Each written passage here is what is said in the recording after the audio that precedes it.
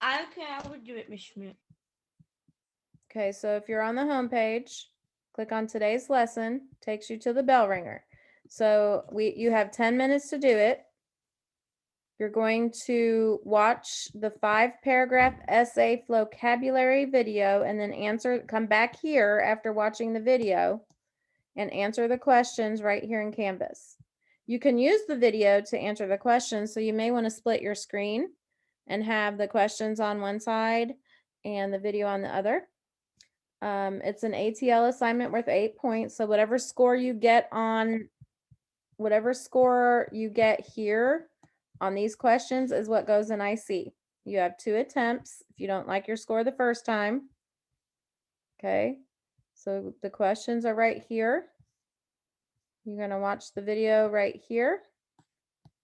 And I'm going to come back at 10:25 now, and we'll start our lesson. So you're going to work on this. You have 10 minutes to do it. How do you split your screen? All right, I'm going to show you how right now. So once I click here and I go to there's multiple ways to do it, but I'm going to show you how I do it. So you have to make sure, actually, I think I put a video. Look right here. There's a video. How to split your screen on Chromebook. So you can watch that. The way I do it is I just make sure I'm not in full screen. You can't be in full screen to do it. So I just pull this. If I'm working on this video right here, I grab that tab and just make it smaller. So then I've got this on one side, I can watch the video, and then I can drag this over and answer my questions. You just make these smaller like that. Okay? But there's also a video there telling you how to do it. My password in my email, it says please enter a correct username and password. Note that both fields may be case sensitive. For what? For vocabulary? Yeah, I have my username pass. No, to get to vocabulary, all you have to do is log in with Google. You don't have to put anything else in there.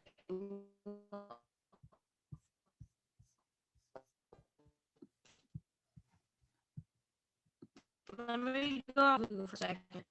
Jaden, you're robotic. I can't understand you. Again, that's working. It's working now. All right, Kaylin, you have a task to be doing that doesn't require dancing right now. So go ahead and do your bell ringer, please.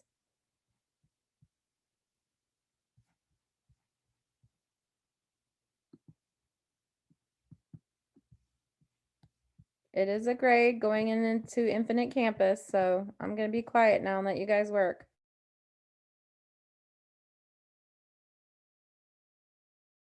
Is it called reading and writing?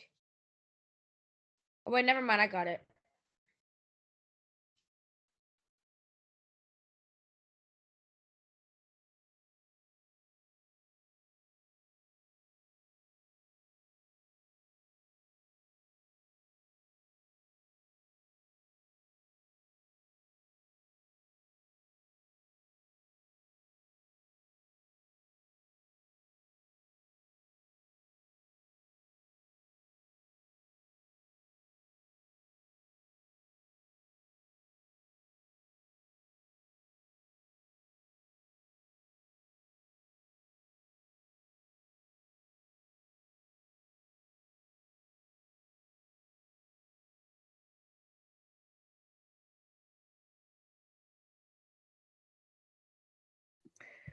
So our statement of inquiry is the same. Perspective is a reflection of self-expression, personal attitudes, and moral reasoning. So our values influence our perspectives and how we express ourselves. The standard that we're working on today specifically is RI 6.5, which is analyze how a particular sentence, paragraph, or section fits into the overall structure of our argument text. All right, so if you guys will go with me to right here on this link, we're going to go to our collections text and do a quick review. So click that link. and it's going to take you to collections, I hope. And if not, here's what we're going to do. Well, let me find out if it takes you there first. You guys click there and see what happens. Is it making you log in? Or is it giving you this? Well, you'll see when it pops up on my screen. Did you guys see this? Or is it going to ask you to log in?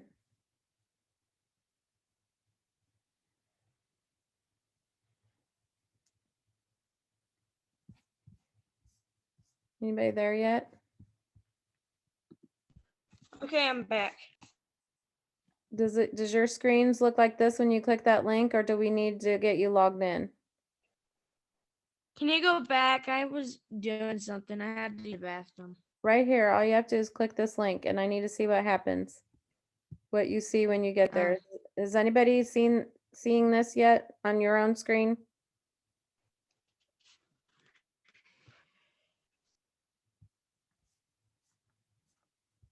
I see it. Okay, perfect. All right, so let's click our next button. So when you hear the word argument, you may think of what happens when you and your sister or brother or cousin or whomever fight about something. In writing, however, you guys know that an argument is not the same thing as a fight. But in both cases, you want someone to see things your way, whether it's a fight with a sibling or you're trying to convince somebody of something. All right, so a formal argument, which is what we're going to write, states a position on a substantive topic. What do you think substantive means? If I said the opposite of substantive is frivolous, what do you think substantive means then? Anybody? Multiple? No, not multiple.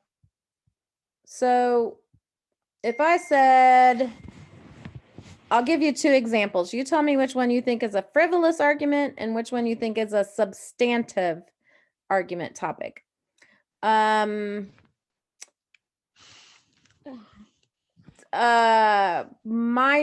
is better than Roblox, or we need to fix our immigration system. Which one of those is frivolous? Substantive. I think the substantive is the last one you said. Yes. Something substantive means it's an important topic. It's not just something that is just an opinion about a game or something. Substantive means it is really important to our society or to human beings. Okay. So when we write our arguments, that's what we're going to write about, something really important. And then you support it with positions, or you support your position with reasons and evidence. So the purpose of this is to make readers believe something and to take some kind of action. So I know you guys have always heard in the past your conclusion is going to just restate your position, but we're going to do something a little bit different and a little bit more advanced than that when we write our arguments. You guys are going to ask your readers to do something with the information you gave them. What do you want them to do? Do you want them to write a letter to their senator? Do you want them to sign a petition? What is the thing you want them to do that's going to ask them to take action to make what you want to have happen? All right. So these are things that could be presented in an argument for you guys. You want your parents to give you an allowance. The school board is proposing changing to a year-round school calendar. Remember, we talked about that. We don't like that idea, most of us. Community members want to build a recreation center. These are all important topics.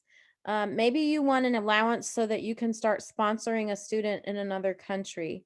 Maybe you want an allowance because you want to start saving for your first car. These are like things that sort of matter either to you as an individual or to our society or to the world. All right, so when we start, what we're working on here is we're moving from understanding what an argument is to understanding what we're going to write about for our arguments. All right, so let's go on right down here at the bottom of your screen. from this little girl reading the book here, we're going to click the next arrow and it'll take us to the next page. People feel strongly about all sorts of issues and they love to share their opinions. But what makes you sit up and listen to an argument? What makes it convincing? So we're going to click on the little close here, and on your screen, you're going to actually click the buttons here to share your opinion, okay? So when the person, what is it asking you to do here? What makes it convincing? That's what you're deciding here. When the person clearly states his or her point of view, is that very likely to be convincing, somewhat likely, or no way? I need to know what their position is. So I think this is very likely. So you guys choose for you yourself. This is sort of a personal thing. You know, what is going to convince you as a reader to believe what somebody else is believing? Now, we evaluated that argument about year-round school, and it was pretty convincing, even if we didn't agree. They stated their point of view clearly, so it was much more likely for us to start believing what they believed. Has graduated He college. graduated. I don't. Somewhat likely. Yeah, maybe somewhat likely. And why, Jaden? Why do you say somewhat likely for the graduating from Because college? it doesn't have that much like information. Okay, so here's my take on this. I don't care if someone has graduated from college or not if they have a strong argument. To me, that doesn't really matter. However, if a person has graduated from college, what might they have more of that could convince us that somebody who didn't go to college or hasn't graduated from college yet might not have? They might explain what it's like to graduate college. Oh, absolutely. What if there are arguments about going to college? That's a great point. One thing I'm thinking here and why I'm saying somewhat likely, I don't think someone has to have graduated from college to have a strong argument. But somebody who graduated from college might have more information about a topic because that might be what their degree is in. Like if their degree is in green energy, I don't know anything about green energy, but if somebody is trying to convince me of something and they graduated from college with a degree in green energy, that's going to probably make me a little bit more likely. So I'm going to say somewhat. List strong reasons for his or her position. Very likely. If you have strong reasons, that's going to convince me. Includes two. Yeah, that's no way. Absolutely, because who cares if they can tell a joke? That's not what they're trying to do. Convince me of. Give lots of specific examples. Very likely. Yep. Use capital letters or a loud voice to stress a point. No. I don't want somebody yelling at me, even if it's in writing. That does not convince me if they're screaming at me. And the next one is not likely. No, I mean, no way. Absolutely. All right. So now you can click your little check down here. And I don't know. Oh, and about that, Miss Smith, it didn't let me edit it. It didn't. It didn't let me like click it. Huh. No, wait, never mind. Okay. All right, so let's go on, click our little arrow at the bottom here. So what we're going to do here is just follow along with what it's asking us to do here, okay? So this is reviewing argument, but it's also teaching us the parts of the argument for when we write our own.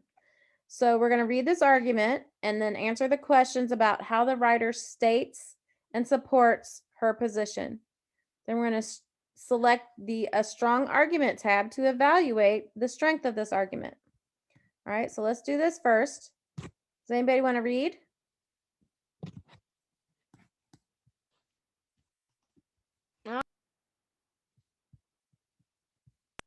I'll read. I might read.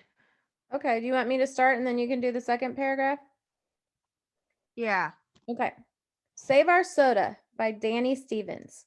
You're sitting in a food court with a group of friends. Suddenly, you hear the shrill shriek of a whistle and this announcement. This is the FBI. Put down your soda immediately. Do not take another sip. Anyone who refuses will have to come with us. This situation sounds silly, but it is not that far from what is happening in real life. The idea that the government would try to stop us from drinking soda sounds absurd. Yet lawmakers are trying. It is not the government's job to control individual behaviors. The government should not regulate our soda drinking habits. Let's see what this question says. Did you notice the writer is making a claim that the government should not regulate soda drinking? So this was the claim. Now, what about this part up here? This part up here that where the FBI is there. What is that part of the argument called? Do you guys remember that from elementary school? When you try to get a reader's interest, what's that called? Like a second point of view. Entertain. Well, that's the Like this actually has a name when you try to engage the reader's interest so they want to keep reading what you wrote. Do you know what that's called? Persuade. Well, that's a purpose. This is called the hook. Do you guys remember hearing about a hook? No. Okay. Then it's important that we're talking about it. The hook is just a part of the introduction that gets your reader interested. So this part about the FBI coming and telling us to put down our sodas is the hook. It's trying to make us interested in this topic. All right, so we know the hook, we know the claim. Let's keep going. Jaden, you want to read this part? Yeah. Okay, go right ahead. In cities and states across the country, officials are trying to pass laws that will ban the sale of supersized sugary drinks. Their goal is to help solve America's obesity problem. Oh, wait. Where was I?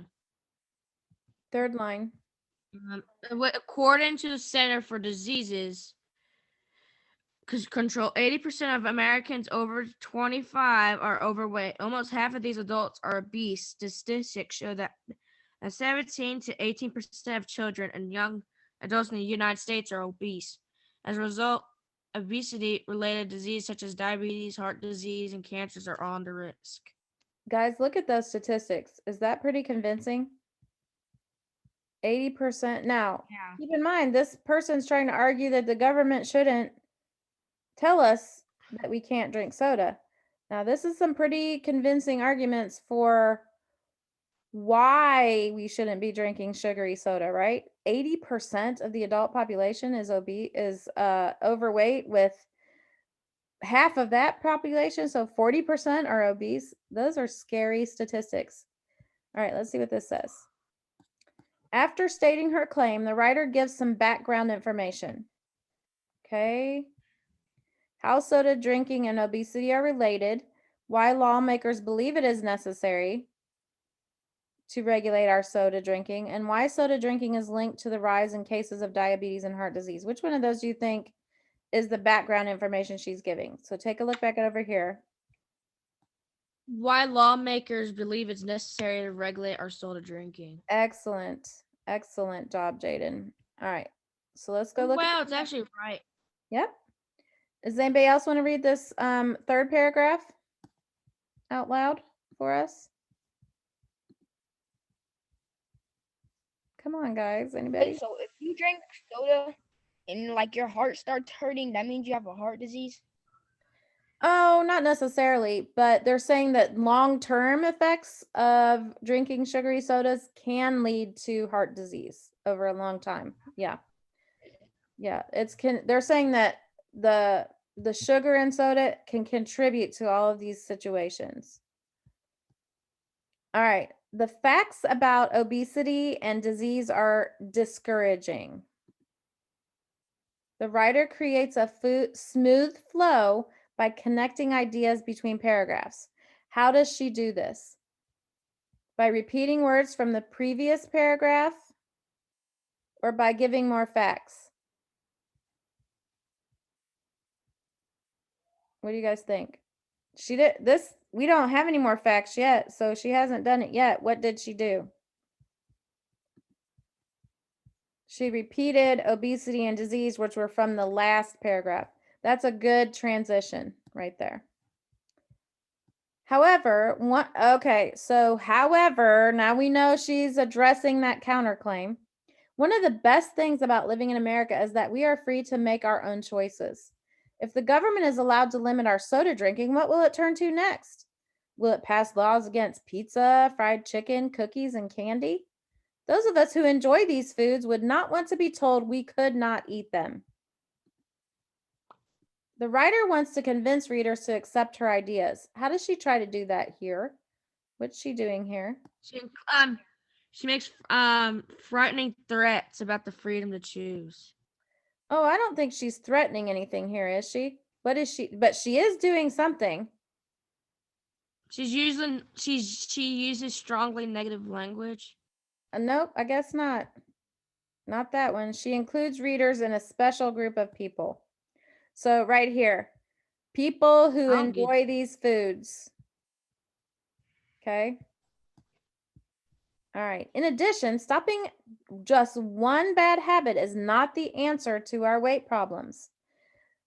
Now she's got a quote in here. This is super good evidence when you have a quote. Targeting soda as the cause of obesity ignores additional significant contributors. Other foods and beverages or bad exercise habits cannot be ignored, says Alicia Rivera, spokesperson for a beverage industry group. This narrow focus will not help us find a solution. Let's see what she did there. Why does the writer include the quotation from Alicia Rivera? To convince readers to drink soda. No, she's not trying to convince us to drink soda, so we can say it's not that one. To act as a spokesperson for the beverage industry, or to provide additional support for her claim. Last one. There you go. Good job. A study published in the International Journal of Behavior, Nutrition, and Physical Activity, which is going to be a credible source, supports Ms. Rivera's position. The study found that when schools eliminated unhealthy foods and drinks, obesity rates among the students did not change. Guys, that is bang, strong support right there. Finally, there are more unhealthy and dangerous things available for Americans to put in their bodies than soft drinks. Oop, let's see what that says. What word or words in this sentence show that the writer arranged ideas in a logical sequence? So water's the most healthiest drink in the world. Yes, it is. Oh what is the God. word here that showed us that this is a logical sequence she used in her argument? Hopefully you got that it's finally. That's showing us the sequence. She said first this, and then finally, this is my last point. People are allowed to use tobacco, yet continued use can lead to lung cancer. People are allowed to drink alcohol, yet too much can lead to liver disease and car accidents. Yes, there are age-related laws regarding tobacco and alcohol, but there are no limit laws. Soda is far less dangerous than tobacco or alcohol. Doesn't it seem unreasonable then that the government wants to limit how much of it we drink?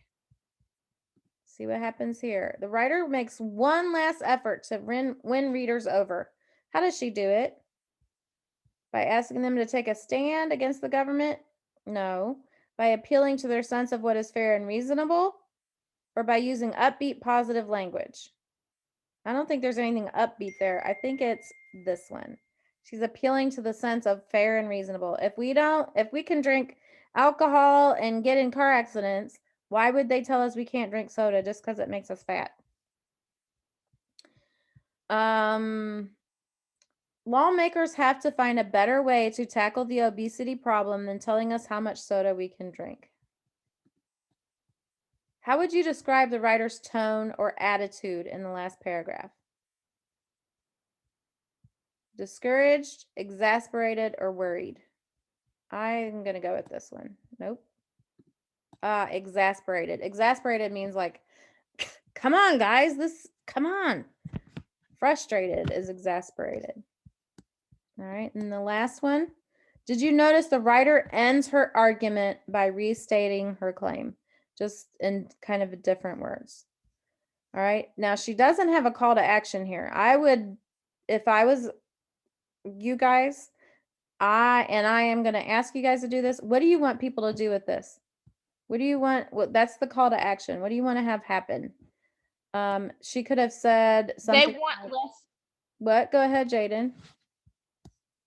I was about. Oh, never mind. I was about to say this paragraph is trying to tell us that obesity is not good. It is, but she's saying it's not up to the government to tell us what we can drink. Just to eliminate obesity. The other things have to be done. So she could have said something here like, please encourage your legislators not to vote on bills limiting soda intake or whatever. So that's a call to action. That's asking us to do something with this information. So I want you guys to do that. When it comes to writing your arguments, I want you to put that in there. What do you want people to do with this information? All right, so now you guys can Read check it. this out. People, if arguments like these, they need to share it to other people. Sure, absolutely. All right, last thing we're going to do today is Quizlet. So if you'll click on that Quizlet link, and I'm going to give, I know, I love Quizlet, and I'm going to give you the code so you can get to the flashcards that you're going to practice. I'm going to put it in the chat for you guys to join. And it's a real quick one because there's not that many parts to an argument, actually. So it's a pretty quick one. Where'd my chat go? There it is. And won't let me go click on my today's lesson. I accidentally closed it. Just go Okay, to now just click on the link that I put in the chat. That should take you there. okay. Are you guys getting in okay? Let me click on members and see if you guys are getting in okay. So far, I'm the only one in here.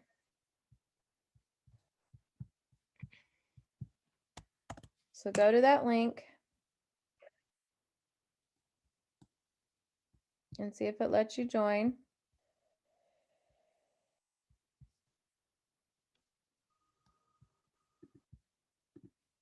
I joined. Let me refresh.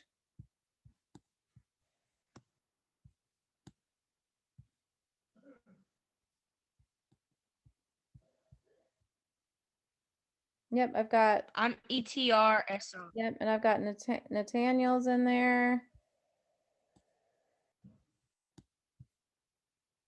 So once you get there, you're gonna play the game. You're gonna do as much as any of this as you want. You're just you know, reviewing the terms. Hey DJ, share your screen with me and let me see what's going on. Let me stop sharing. Let me see why it won't let you join. Go ahead, DJ.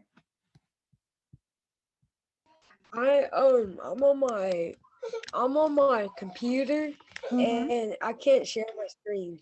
Oh, did you click on that link in the chat and it won't let you go? Yes, ma'am. Okay. Wonder why. I'm confused. I don't know which things I'm supposed to go to. Okay, Hold on. so share your screen with me, Jaden. I'm on the oh. Whoopsies. Hold on, let me go. Yeah. I accidentally click. Okay. DJ, I'm not sure what's going on with that. This isn't a grade. This part isn't a grade. It's just for you guys to practice the terms. So, DJ, I'll try to get you on. Oh, now I see it. I Okay. see the flashcards, learn, write, spell, test. Yep. You can do whatever parts of this you Okay. want to do. It's just for you guys to practice these terms, okay? So that is just for a fun thing for you guys to do to learn the terms. All right. And then, so part of my gift to you for this break is no extra work. So you don't have any homework unless you need to finish something that we did in class and you didn't get finished. No, we didn't get no homework. No homework. You can use this time to relax. So that's what I'm saying here. Whether you celebrate a holiday this week or not, enjoy your break from school and computers and stress.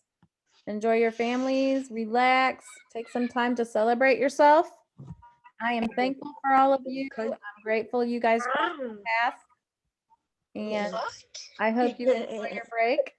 Now, don't forget you have school, you have classes tomorrow. I just won't see you. So unless you come to office hours, which I'm happy to have you come to office hours, I have it today. Look in the office hours. So have a wonderful, wonderful break, guys. I love you all, and I hope you have a great day and an enjoyable holiday if you celebrate. All right. Have a good weekend. Break. Thank you. Bye. Fine. I guess you are my little posh. Bye-bye. Have a wonderful day. Good break. Love you guys.